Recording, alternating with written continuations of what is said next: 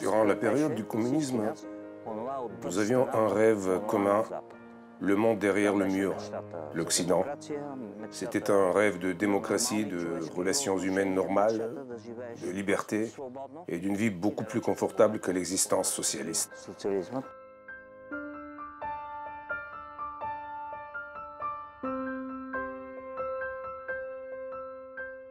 Le régime totalitaire était imposé par l'Union soviétique aux pays d'Europe de l'Est et une partie du peuple rêvait d'Europe occidentale.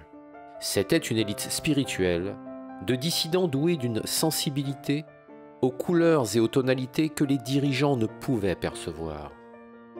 Ces rêveurs refusaient de devenir les complices d'une gigantesque machine politico-judiciaire, refusaient d'accepter la propagande communiste et les manipulations politico-médiatiques. En 1989, le mur de Berlin s'écroule et le communisme avec lui. La liesse des masses est sans bornes et l'ivresse bouleversante. Le rêve le plus inattendu pour des millions de Tchécoslovaques, Polonais, de Hongrois, de Roumains, de Bulgares, devient une réalité.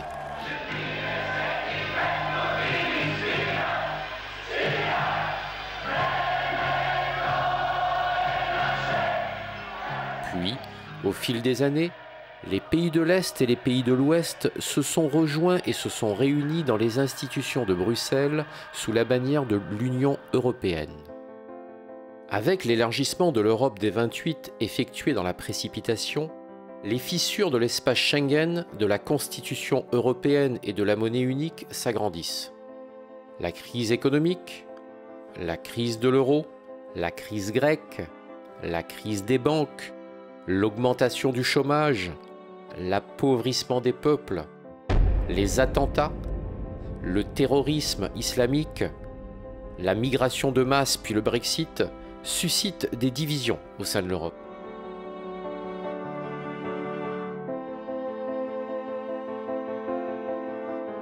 Notre enquête commence avec le dernier mauvais élève de l'Union européenne, la Bulgarie, acceptée ainsi que la Roumanie en janvier 2007 avec certaines clauses de surveillance. Quel est le bilan aujourd'hui après l'entrée dans l'Union européenne? La corruption, la mafia, le déclin de la société, les inégalités sociales ne cessent d'augmenter et les généreuses subventions, cette aide que nous donne Bruxelles, ne correspond pas du tout à ce que l'on nous a présenté officiellement. On s'est retrouvé avec la démagogie de l'époque communiste. En fait, les généreuses subventions européennes ne sont qu'une rançon à payer aux oligarques locaux et à leurs partis politiques pour obtenir leur loyauté et leur conformisme politiquement correct. C'est ça la vérité. Le principal défaut de l'Union européenne, qui malheureusement ne cesse de croître, c'est la cupidité. Ce défaut a pris à l'Est le pire aspect du capitalisme, le pillage de l'économie bulgare par les héritiers du Parti communiste, soutenu par le silence complice et coupable des pays occidentaux. Et ça, c'est extrêmement brutal. Dans le rapport annuel de la Commission européenne, la Bulgarie est le pays le plus pauvre et sa population la plus malheureuse. Pourtant, la Bulgarie est sur le point de battre les records de la Russie par l'accroissement vertigineux du nombre de ses millionnaires par habitant, de ses voitures de luxe et de ses demeures achetées dans les quartiers chics de l'Occident. Qui sont devenus riches et qui se sont appauvris?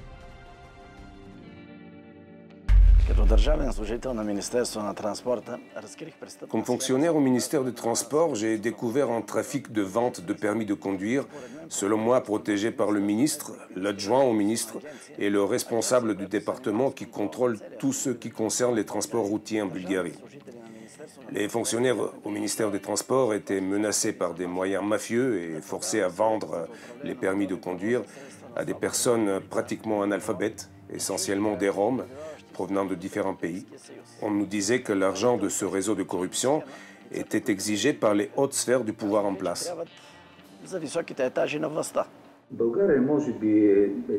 La Bulgarie est peut-être le seul pays de l'Union européenne où les banquiers corrompus peuvent dépenser l'argent des clients, sachant qu'ils ne seront pas poursuivis. Il y a plus de 10 ans, en tant que député, j'ai fait une proposition de loi pour sanctionner cette pratique criminelle. Malheureusement, cette proposition a été rejetée et à ce jour, elle n'est toujours pas votée. Il y a quelques années, la troisième plus grande banque de la Bulgarie a fait faillite. Plus de 2 milliards d'euros ont été détournés et les responsables sont toujours en liberté.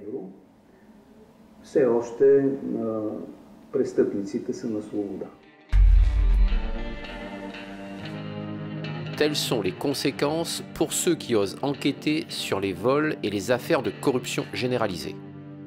J'ai été menacé et persécuté sans cesse. On laissait des mots sur ma voiture comme on va violer ta femme, on va kidnapper tes enfants. J'avais 2 enfants de 2 et 4 ans à l'époque. Je n'avais pas peur pour moi-même, mais pour mes enfants.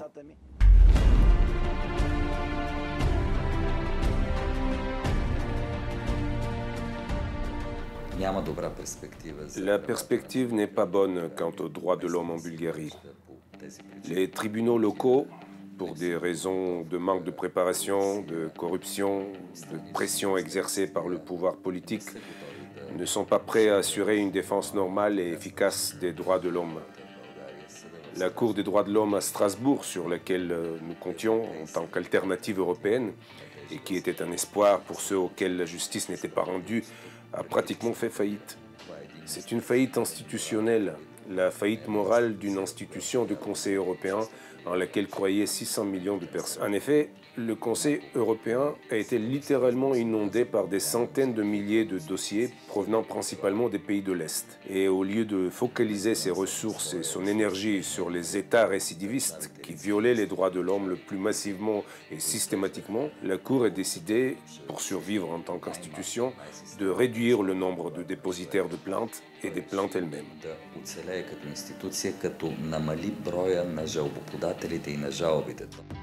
Il y a une certaine ironie à penser que la Bulgarie, nommée Absurdistan par ses habitants, a présidé l'Union européenne au premier semestre 2018 pour gérer les affaires européennes.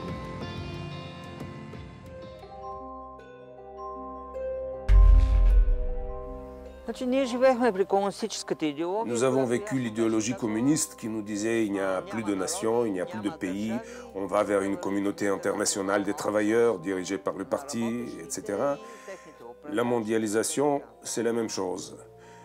L'internationalisme qui est en marche aujourd'hui n'est pas imposé par Moscou, c'est, comme je l'appelle, un internationalisme corporatif qui détruit les pays, qui détruit leur culture et leurs particularités.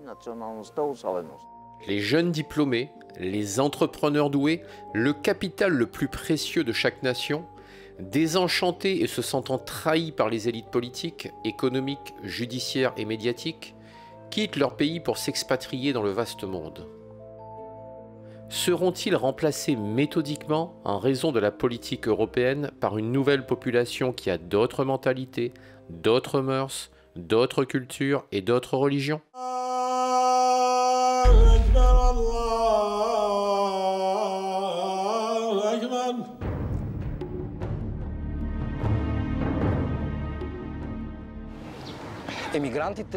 L'immigration musulmane est une source de grande inquiétude pour les peuples des Balkans parce que ces pays d'Europe du Sud-Est ont été durant des siècles le tampon pour arrêter sa pénétration à l'Ouest.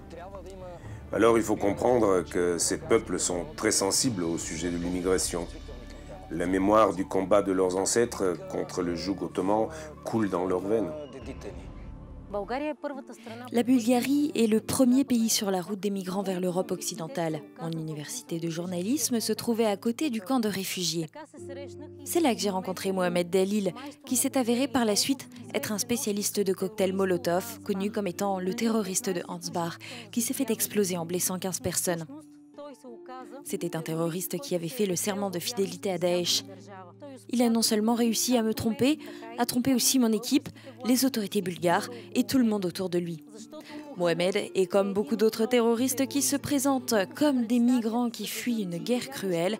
En réalité, ce sont eux-mêmes qui apportent la douleur et la souffrance dans le monde.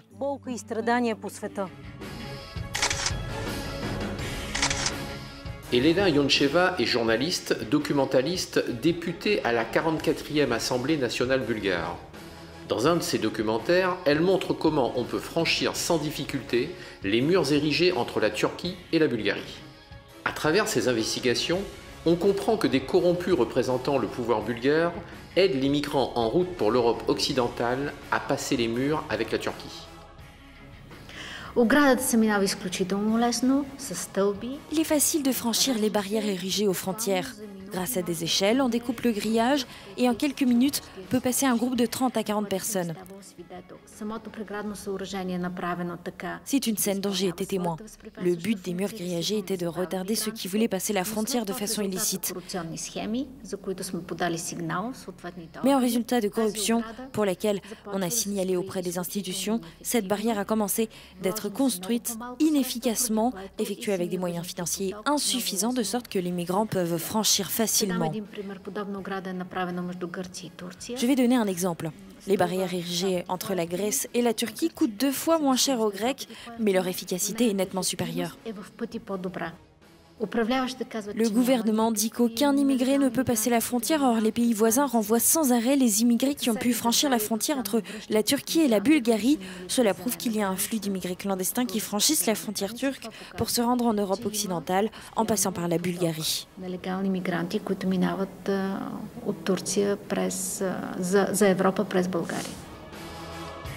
Après la capitulation de Daesh, on s'attend à ce qu'environ 3000 terroristes reviennent en Europe. La route la plus connue pour le retour est le passage par la Turquie et la Bulgarie. L'Occident ne sous-estime-t-il pas le danger de l'immigration de masse et de l'islamisation qui guette l'Europe ? Il faut bien voir qu'au sud de nous se trouve l'Afrique, qui dans les 5 prochaines décennies aura 1 milliard d'habitants de plus par son taux de natalité très élevé. Et tous ces gens affamés qui viennent en Europe ne viennent pas là pour s'intégrer. C'est un cliché libéral inventé par le politiquement correct. Ils n'ont aucune envie de s'intégrer et regardent notre civilisation comme une civilisation qui doit être dépouillée. Toutes ces paroles sur les droits de l'homme, le multiculturalisme, sont interprétées par eux comme des paroles de faiblesse.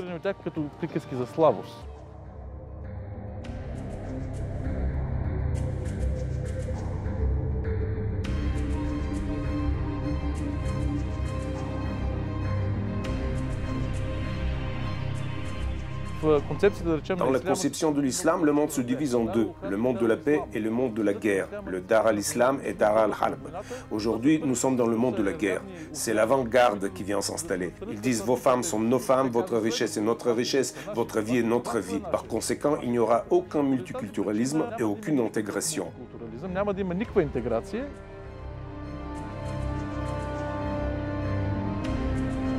L'Union européenne ne se fait-elle pas humilier par le pays frontalier, la Turquie? Ne se place-t-elle pas volontairement dans la position du dhimmi en acceptant de payer 6 milliards d'euros aux frais des contribuables des pays membres?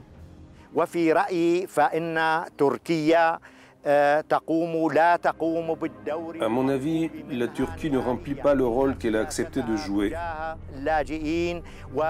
Et selon moi, l'Union européenne se laisse manipuler par la Turquie.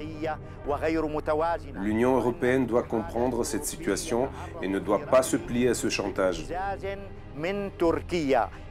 Dans tous mes ouvrages depuis 2000, j'avais écrit déjà des livres sur la Turquie et contre Erdogan depuis 2000. Aujourd'hui qu'il s'est débarrassé de ses ennemis, qu'il a tous mis en prison, il montre sa vraie nature. C'est un sultan, c'est un calife. C'est le rival finalement de El-Baghdadi, le chef de Daesh, sauf que lui, il est un politique institutionnel qui est élu démocratiquement. Mais l'objectif des frères musulmans, d'Erdogan, de Daesh, d'Al-Qaïda et des islamistes turcs ou des islamistes pakistanais plus ou moins respectables, qu'ils soient terroristes ou non, c'est le même objectif. C'est conquérir le reste du monde et imposer la charia et le califat à l'humanité. Et M. Erdogan, je dirais, est le sultan, le calife, aujourd'hui le plus puissant à l'intérieur du monde musulman. Ceci est très dangereux, car en fait, ce qu'il veut à terme, c'est la guerre civile en Europe entre les musulmans et les autochtones.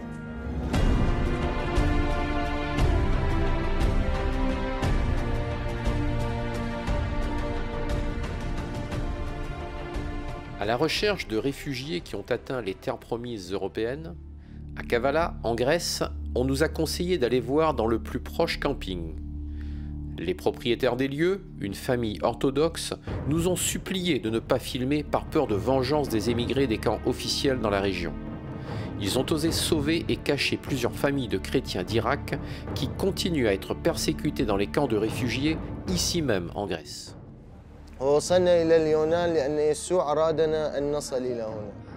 Nous avons réussi à atteindre la Grèce parce que Jésus l'a décidé comme ça, pour notre bien. On nous a installés dans un camp où la majorité était musulmane. Et eux aussi, ils nous ont maltraités parce qu'on est des chrétiens arabes. Ils nous harcelaient en disant « Pourquoi tu portes cette croix? Pourquoi tu n'acceptes pas l'islam? Pourquoi tu ne renies pas ta religion? Nous avons la meilleure religion, nous sommes majoritaires, nous sommes éternels, et vous, vous irez en enfer. »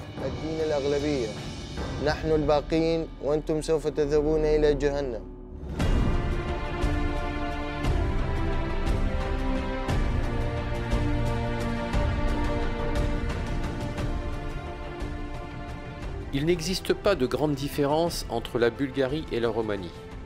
Toutes les deux sont considérées comme mauvais élèves de l'Union européenne. L'économie continue d'être dans les mains des oligarques, bien que la justice ait commencé à réagir ces derniers temps.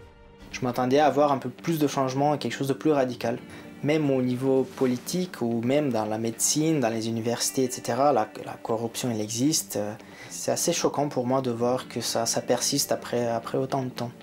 Les gens qui ont une certaine ambition, ils vont chercher à partir et à plus ou moins fuir le pays.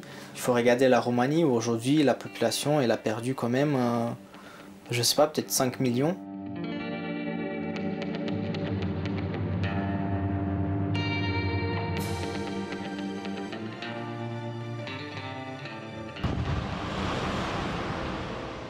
Österreich hat jetzt historisch die À présent, l'Autriche a peut-être la dernière et seule chance historique d'arrêter le cours de l'île ou au moins de définir des orientations décisives et de jouer un rôle précurseur pour l'Allemagne. L'Autriche doit donc agir comme Orban en Hongrie, qui a réussi en 2015 à stopper une évolution encore plus catastrophique pour l'Europe, on pourrait dire même à sauver l'Europe. L'Autriche doit désormais rechercher une coopération avec les États du groupe de Visegrad, et c'est cela le point décisif. Il y a deux objectifs à poursuivre, qui sont en fin de compte essentiels pour la future évolution de l'Europe. D'une part, l'arrêt de l'immigration de masse, un arrêt total de l'immigration de masse, et d'autre part, la réémigration systématique. Le soutien des Autrichiens est très fort dans ce domaine, parce que c'est eux qui pâtissent de plus en plus les conséquences de l'immigration de masse.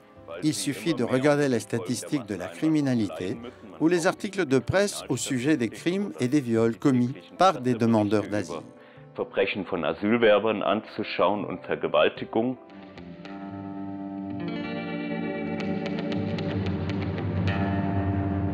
Le groupe de Visegrad trouve son origine historique dans une rencontre entre les rois de Bohême, de Hongrie et de Pologne en 1335 dans la ville hongroise de Visegrad.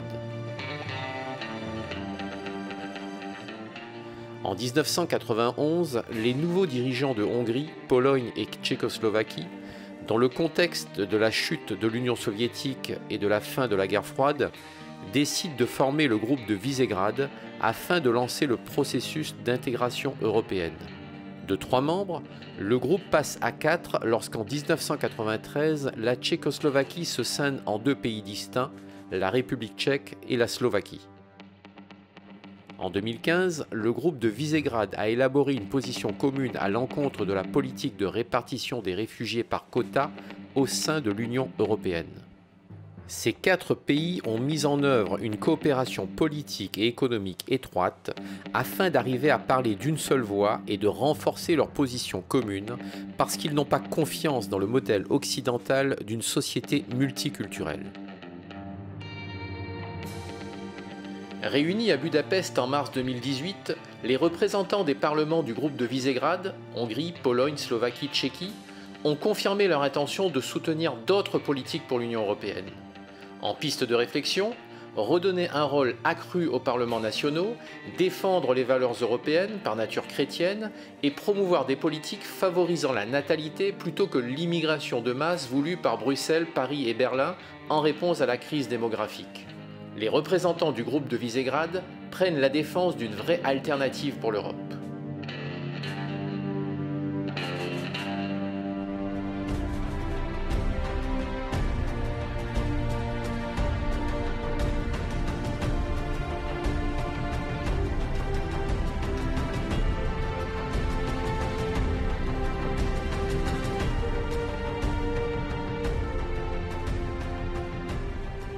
Le groupe de Visegrad, en réalité, est le témoin d'une cohérence régionale, c'est-à-dire que c'est une région qui a des valeurs communes, qui a des modes de vie très proches, des mentalités très proches, mais aussi une histoire, en particulier une histoire récente, commune, notamment la Deuxième Guerre mondiale et le communisme ont été vécus de façon assez similaire, les traumatismes que ça a créé, mais aussi l'héritage positif et négatif qui en est ressorti, font que ces pays-là ont quelque chose de commun qui les relie et qui leur donne une même vision de ce qu'est ou ce que devrait être l'Europe. C'est pourquoi le groupe de Visegrad aujourd'hui est un groupe d'influence sous l'impulsion de Viktor Orban, sorte de Charles de Gaulle centre-européen, mais qui n'étant pas à la tête de la France, compose avec ce qui lui est donné, c'est-à-dire une sorte d'union dans l'Union, une union de pays à l'histoire et aux intérêts similaires, aux problématiques aussi similaires. Et il essaie de créer donc un bloc solide, cohérent, afin de peser sur la politique de l'Union européenne pour changer, sauver, si possible, l'Union européenne.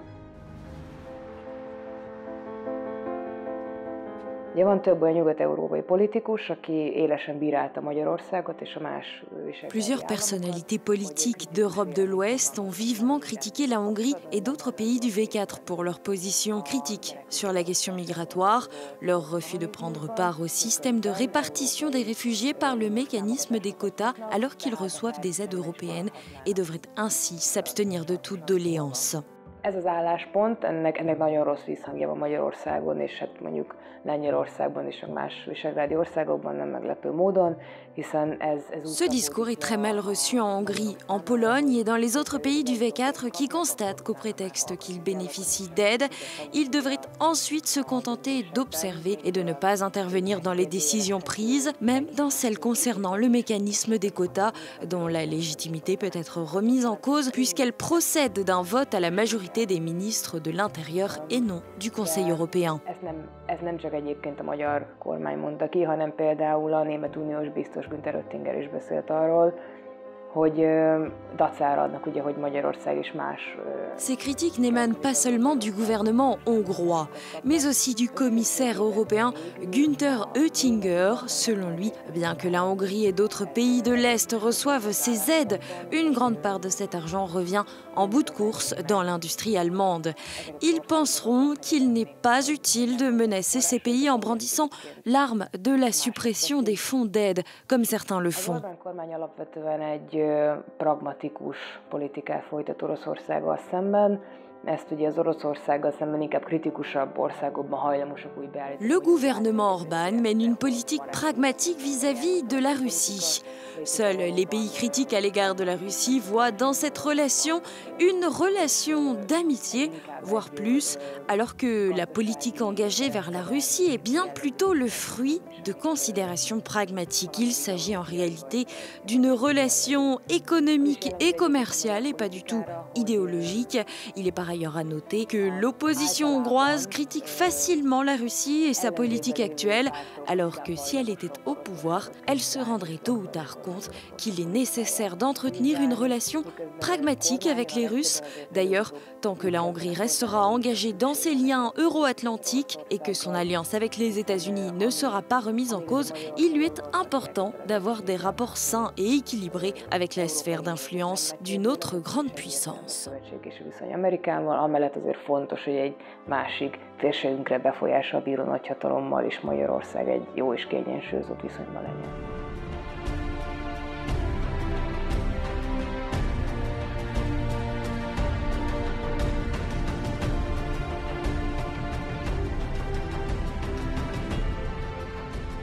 On cherche des nouvelles personnes et peut-être culturellement on essaye d'aller plus vers des gens qui nous ressemblent, vers des autres pays de l'Est, mais je pense qu'il y a beaucoup de gens qu'on pourrait déjà accueillir qui sont en train de venir chez nous et qu'en fait on ne veut pas.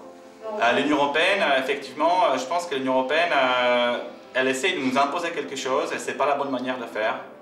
Il faut faire un dialogue construit. Et il faut nous écouter, les pays d'Europe centrale, les pays de Visegrad.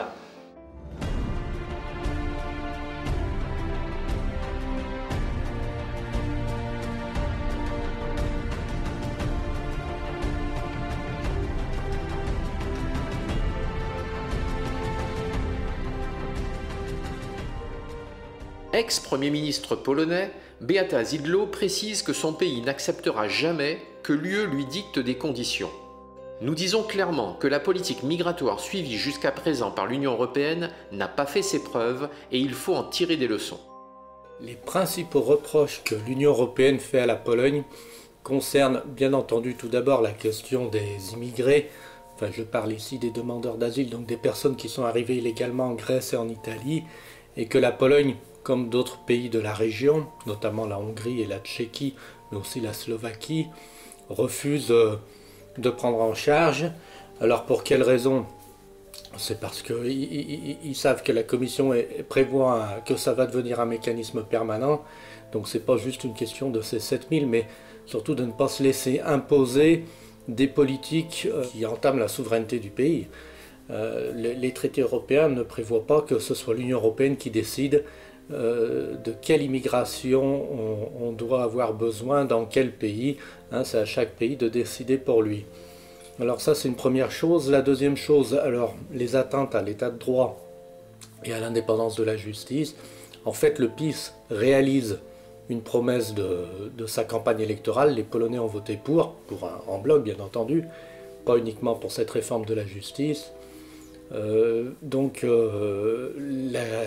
Commission européenne voudrait en fait jouer le rôle de cour constitutionnelle d'un État membre, en l'occurrence la Pologne, et lui dire quelles sont les lois qui sont conformes, les lois polonaises qui sont conformes à la constitution polonaise. Donc, en fait, le problème de fond, c'est que les politiques mises en œuvre d'abord par la Hongrie et puis par la Pologne, c'est des politiques qui vont un peu à contre-courant de la doxa dominante dans l'Union européenne. C'est-à-dire on retourne à des politiques étatistes. En fait, les Fidesz comme le PiS sont des sociaux-conservateurs, une politique nataliste active et une réindustrialisation, c'est un des axes majeurs. Et d'ailleurs avec un certain succès, puisque la Pologne a créé les 2/3 des nouveaux emplois dans l'industrie l'année dernière pour toute l'Union européenne.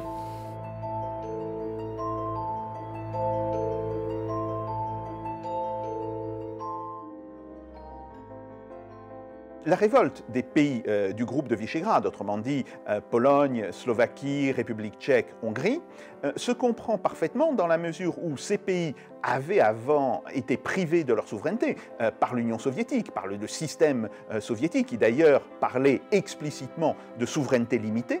C'était ce qu'on appelait la doctrine Brejnev après l'invasion de la Tchécoslovaquie en 1968.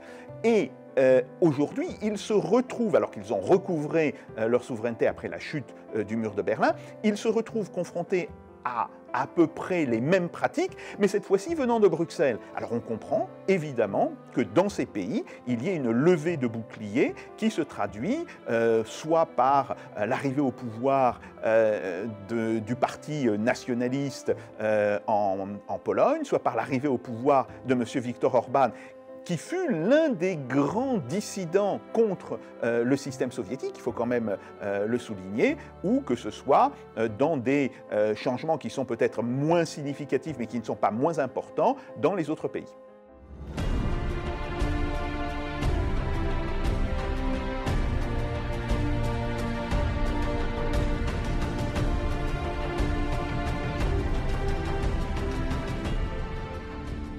Ja, ich denke, erstmal müssen wir dafür sorgen, dass nicht dieses Flüchtlings... On doit arrêter de parler de problèmes de l'immigration. On doit se préoccuper surtout de comment résoudre ces problèmes, comment réagir humainement. C'est ça la question principale. On doit obtenir un consensus là-dessus. On doit être solidaire et prêt à aider les autres. Si ce n'est pas le cas, on devrait exclure les pays de l'Europe qui ne veulent pas participer à ce processus.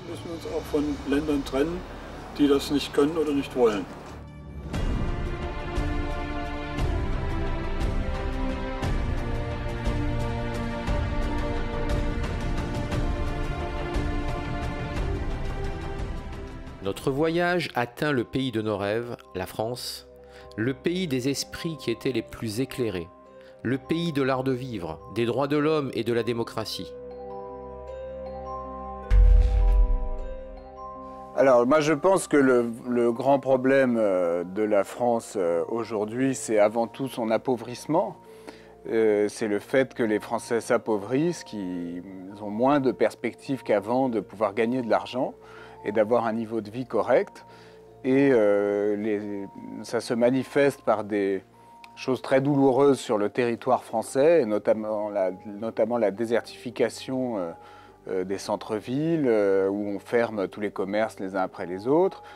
Ça se manifeste par le fait que quand on va à l'hôpital aujourd'hui en France, on est moins bien accueilli qu'avant, par le fait que tout est devenu trop cher, le train, les taxis, les vêtements, les courses, les vacances.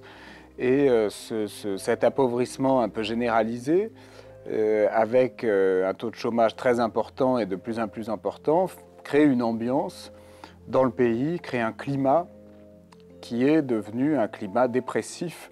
Et donc la France aujourd'hui est dépressive. Je pense qu'elle est assez suivie là-dedans par d'autres pays européens. Et ça prépare le terreau fertile pour les populismes de toutes sortes.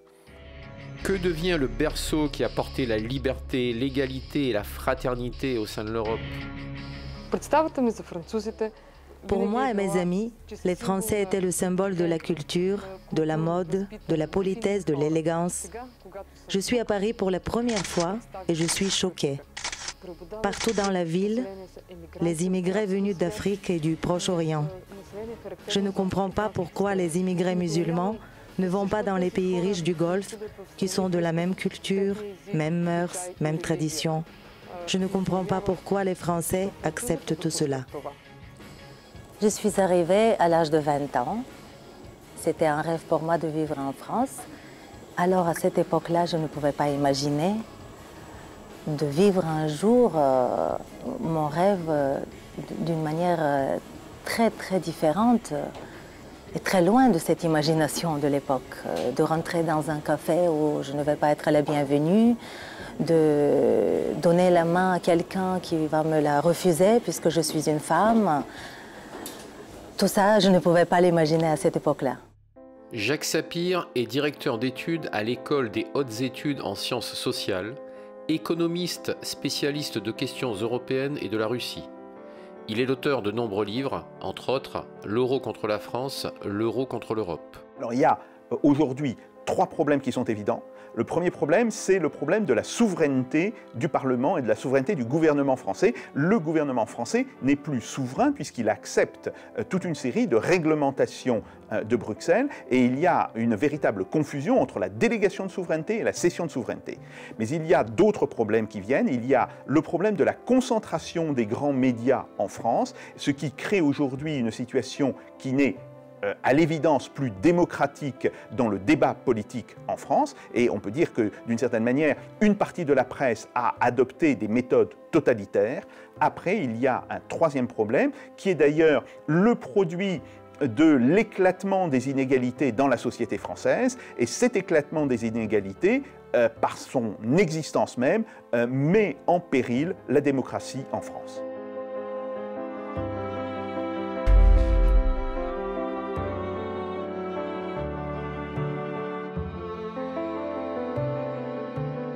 Jean-Yves Le Gallou est un ex-député européen, intellectuel, essayiste, fondateur de Polémia, qui est un cercle de réflexion essentiellement actif sur Internet, notamment dans le domaine de la réinformation. Il est l'auteur de plusieurs livres, entre autres « Immigration, la catastrophe, que faire ?», « La tyrannie médiatique, les assassins de l'information ». La propagande officielle nous dit que l'immigration est une chance pour les pays d'Europe. La réalité, c'est que c'est une catastrophe pour l'emploi, une catastrophe pour les salaires, mais surtout une catastrophe pour la sécurité, bien sûr, mais surtout une catastrophe pour l'identité européenne, parce que les gens qui arrivent ne s'assimilent pas aux valeurs européennes, aux traditions européennes, mais cherchent à imposer leur propre mode de vie qui nous est profondément différent. Hervé Juvin est essayiste et économiste. Président de l'Observatoire Eurogroup Consulting, auteur de dizaines de livres, il a notamment publié « La Grande Séparation »,« L'Occident mondialisé »,« Le renversement du monde ». Les Anglais ont réagi donc en disant « il faut rétablir des frontières » et ils nous rappellent cette grande leçon. Un pays qui ne tient pas ses frontières n'est plus un pays souverain. La France est-elle encore souveraine? L'Allemagne, la Hongrie, la Bulgarie, la Pologne sont-elles encore des États souverains? Elles ne le sont plus si elles n'ont pas la capacité de dire qui peut résider sur leur sol, qui peut accéder à la nationalité, à quelles conditions, et si elles ne fixent pas elles-mêmes librement les conditions de la nationalité. Pourquoi les émigrants n'essaient-ils pas de rejoindre les richissimes monarchies pétrolières du Golfe qui ne sont pas surpeuplées?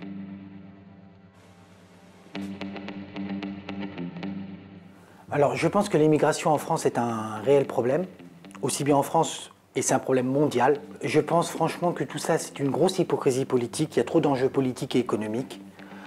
Je pense que tant qu'il y aura des bombes, il y aura de l'immigration. Tant qu'il y aura du sang qui coule, il y aura des gens qui fuiront leur pays. Et il faut se poser des bonnes questions. Pourquoi ces pays sont attaqués? Pourquoi ces immigrants arrivent jusqu'à chez nous? Et qu'allons-nous faire de ces gens-là? Tout le monde sait qu'il y a un enjeu économique avec une signature en secret d'un viaduc qui devrait traverser la Syrie, que ça pose un problème, tout ça, pour qu'on enlève le monopole à Poutine sur le gaz en Europe. Alexandre Delval est politologue, essayiste, auteur des livres, entre autres, « Pourquoi on tue les chrétiens dans le monde aujourd'hui ?», la nouvelle christianophobie et « Le vrai ennemi de l'Occident ». Il y a une fanatisation islamiste de tous ces pays. La charia est de plus en plus la référence de la loi. Donc les chrétiens sont persécutés par deux voies. Les terroristes, qui sont illégaux, certes, mais aussi les États musulmans, de plus en plus imprégnés de lois chariatiques. Les États musulmans également persécutent de plus en plus les chrétiens. Et ça, c'est la réalité quotidienne des chrétiens dans de nombreux pays musulmans. Dès lors qu'ils sortent du rang, qu'ils osent avouer leur foi ou qu'ils font un peu de prosélytisme, eh bien, ils peuvent être frappés de peine de mort ou d'assassinat. Donc, soit de manière légale, des États qui les assassinent ou qui les mettent en prison à vie, soit des organisations islamiques qui les tuent. Et en général, comme en Égypte, on le voit très souvent, les tueurs de chrétiens sont très souvent relaxés. Ils ne sont pas condamnés par les tribunaux en place. Et c'est vraiment terrible pour les chrétiens d'Orient. Ivan Rioufol est journaliste, éditorialiste au Figaro et essayiste. Auteur de dizaines de livres, il a notamment publié « La fracture identitaire »,« Touche pas à ma France » ou encore « La guerre civile qui vient ». Cette guerre civile s'approche pour deux raisons. Tout d'abord parce qu'on ne veut pas la voir. Ensuite parce qu'il y a une contre-société qui s'est installée dans les cités d'immigration. La pire des solutions, ce serait, pour éviter cette guerre civile, de baisser les bras. Car si nous baissons les bras, nous nous islamisons Et la guerre civile viendra malgré tout, car dans ce cas-là, cette idéologie totalitaire ne supporte pas l'altérité. Donc la solution, c'est d'engager l'épreuve de force. Mais quand je parle d'épreuve de force, je ne parle pas d'épreuve de force militaire. Je veux dire là l'épreuve de force verbale, juridique, légale. Il faut que l'État accepte d'imposer ses règles aux minorités. Comme jadis en Europe de l'Est, avant la chute du mur, une forme de dissidence se met en place aujourd'hui en France. Je ne sais pas quelle était la vie du dissident dans les pays de l'Est, mais en tout cas en France, en effet, il est difficile de s'exprimer si l'on n'est pas dans la doxa, dans le politiquement correct, dans le discours conformiste. Donc les dissidents, ils se voient chez ces journalistes qui sont devenus les porte-paroles de cette France silencieuse. Et ces journalistes-là sont assez peu nombreux, et j'en fais partie.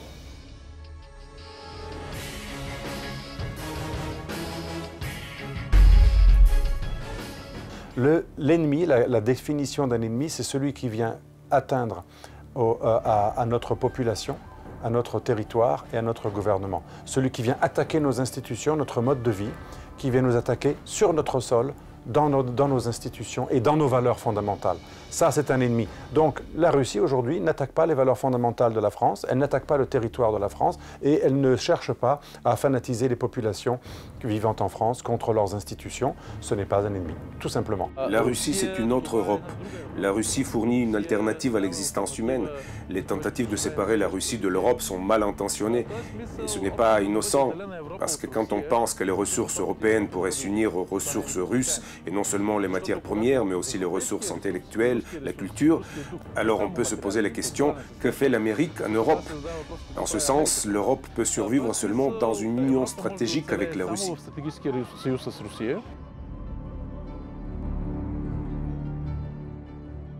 Tout d'abord, il faut comprendre que la Russie, elle fait partie de l'Europe. Bien sûr, elle ne fait pas partie de l'Union européenne. Et elle n'a d'ailleurs jamais voulu faire partie de l'Union européenne. Mais elle fait partie intégrante de l'Europe.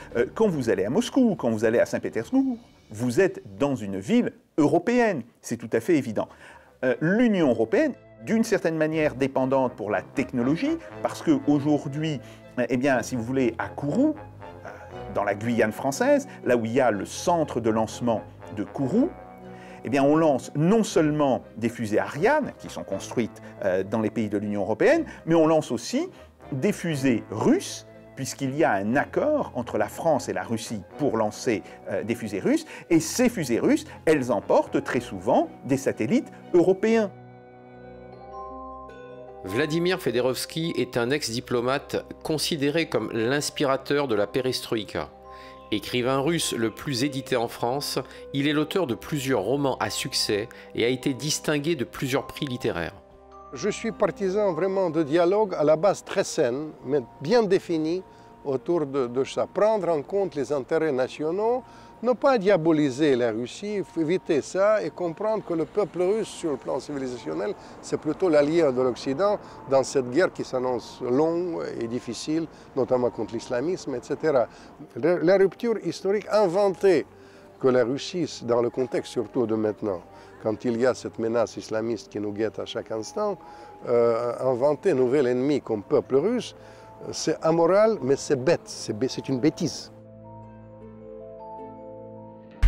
Alors, il est clair aujourd'hui que l'Europe est profondément divisée. Elle n'est pas simplement divisée entre une Europe du Nord et une Europe du Sud, cette division existe, c'est tout à fait évident, mais elle est aussi divisée entre une Europe de l'Atlantique et une Europe de l'Est. Mais je ne suis pas sûr, moi, que les peuples aient envie de déconstruire l'Europe. Dans un monde idéal, il faudrait faire une citoyenneté européenne et faire un gouvernement européen au suffrage universel direct, un Parlement européen au suffrage universel direct et des politiques européennes peut-être plus visibles.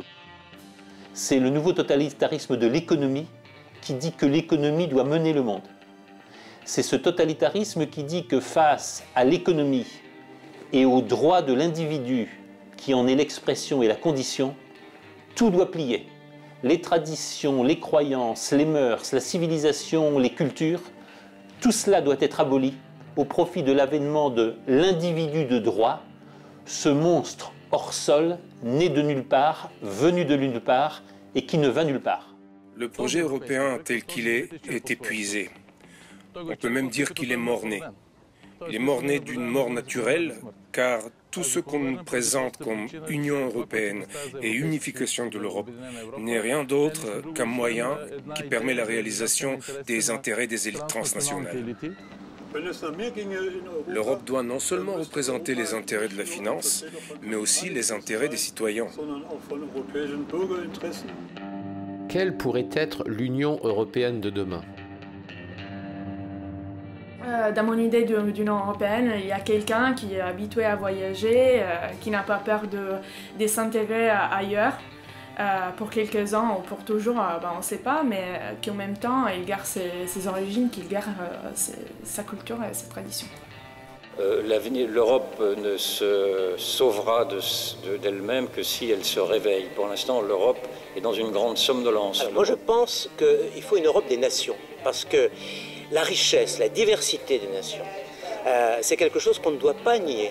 Mon rêve, c'est qu'on se débarrasse de cette oligarchie complètement hors sol qui nous persécute et donc on retrouve nos racines européennes et françaises.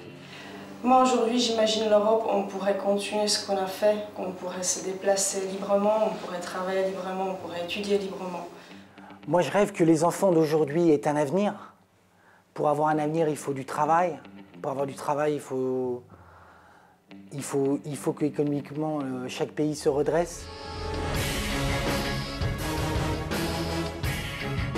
Et il faut ici insister sur le fait que l'Europe n'est pas l'Union européenne, l'Union européenne n'est pas l'Europe, l'Union européenne est une forme d'institution qui regroupe un certain nombre de pays, mais qui n'englobe pas la totalité des pays d'Europe. D'ailleurs, il y a des pays qui sont en Europe et qui ne sont pas dans l'Union européenne, il y a la Norvège, il y a la Suisse, etc. Mais si on veut avoir une union une Europe qui fonctionne réellement, eh bien là, il faut reconnaître le droit des nations, il faut reconnaître le droit des peuples à disposer d'eux-mêmes, et on ne pourra reconstituer, je pense, cette amitié entre les peuples européens qui partagent tant de choses. Si on veut revenir à cette idée d'Europe au-delà de l'Union européenne, il est absolument impératif que l'on comprenne que la souveraineté des États ne peut être négociée.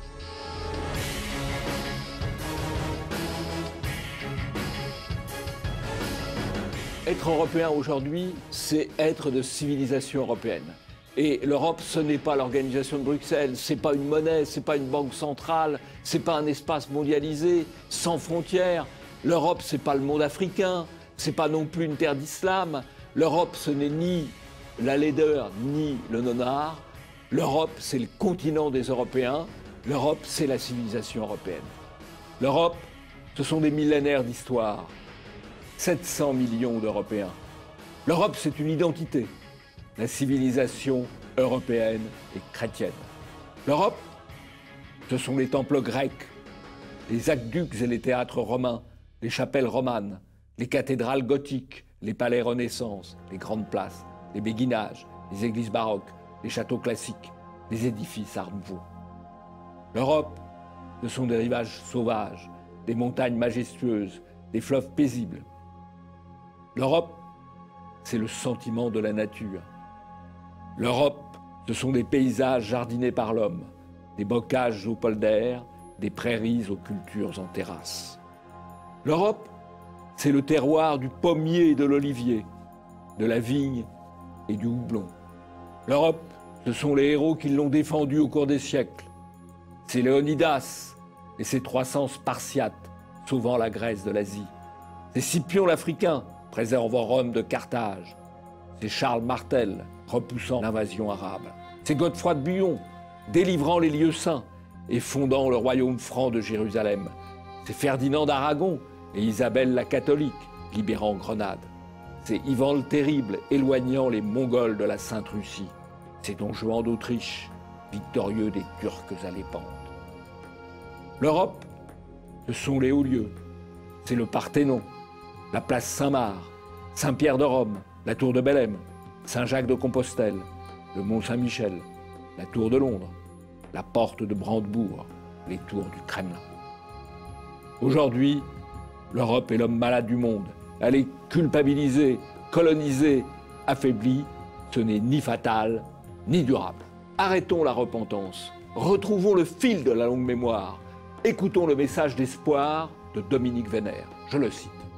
« Je crois aux qualités spécifiques des Européens qui sont provisoirement en dormition. Je crois à leur individualité agissante, à leur inventivité et au réveil de leur énergie. Le réveil viendra quand? Je l'ignore. Mais de ce réveil, je ne doute pas.